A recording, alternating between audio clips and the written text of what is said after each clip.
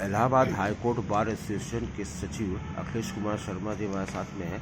इन्होंने अभी हाल में मुख्यमंत्री उत्तर प्रदेश योगी जी से मुलाकात की थी और इलाहाबाद हाई कोर्ट में जो लोग जुड़े हैं एडवोकेट्स, उनके स्वास्थ्य संबंधी कुछ चीज़ों की मांग की थी। क्या बात की थी आपने? मैं भी गया था, माननीय मुख्यमंत्री जी से मुलाकात हुई और मैंने विशेष रूप से फोकस किया यहाँ अस्पताल पर कि हाईकोर्ट में एक अस्पताल होना चाहिए, क्योंकि यहाँ करीब 35,000 वकील एनरोल्ड हैं और 15,000 की स्ट्रेंथ है स्टाफ की। कुल मिला के 50,000 की स्ट्रेंथ है और जो डिस्पेंसरी है वो बहुत छोटी है। इतने छोटे से काम नहीं चल पाता है। आए दिन टकराहट बार इसमें बेली हॉस्पिटल और स्वरूप रानी अस्पताल में होती रहती है।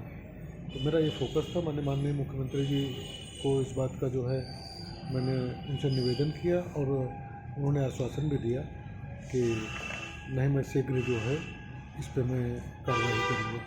क्या इससे पहले भी कभी किसी मुख्यमंत्री से इसकी मांग की गई थी? मेरे ख्याल से तो इसके पहले कभी ये बात चर्चा में नहीं आई थी मुख्यमंत्री जी के सामने, क्योंकि जैसे ही मैंने आवासीय कॉलोनी की बात किया वकीलों के लिए, तो उन्होंने कहा एक बार बहुत पहले तो इस बात की चर्चा हुई थी। अगर इस तरह की बात कोई उनके संज्ञान में होती तो ज़रूर कहते कि ये बात आई थी मेरे सामने। तो मुझे तो नहीं लगता है कि इस तरह की कभी चर्चा उनके पास गई थी।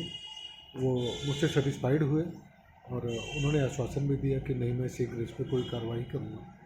उनके आश्वासन में कोई आपको एक्चुअली में कुछ सकारात्मकता नज़र आई? नहीं, उनकी पूरी बात में वार्ता में सकारात्मकता नज़र आई, क्योंकि मैंने 2-3 मुद्दे उनसे जो उठाए, उन्होंने जैसे फर्नीचर के लिए चैम्बर हमारा तैयार है, फर्नीचर के लिए मैंने रिक्वेस्ट किया तो उसके लिए उन्होंने बोला।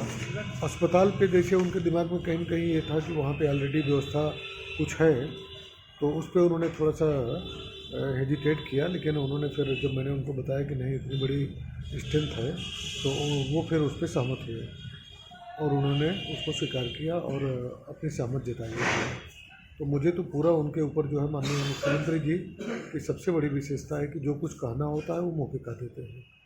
कोई चीज़ें वो राजनीतिक रूप में नहीं लेते हैं। ठीक, थैंक यू।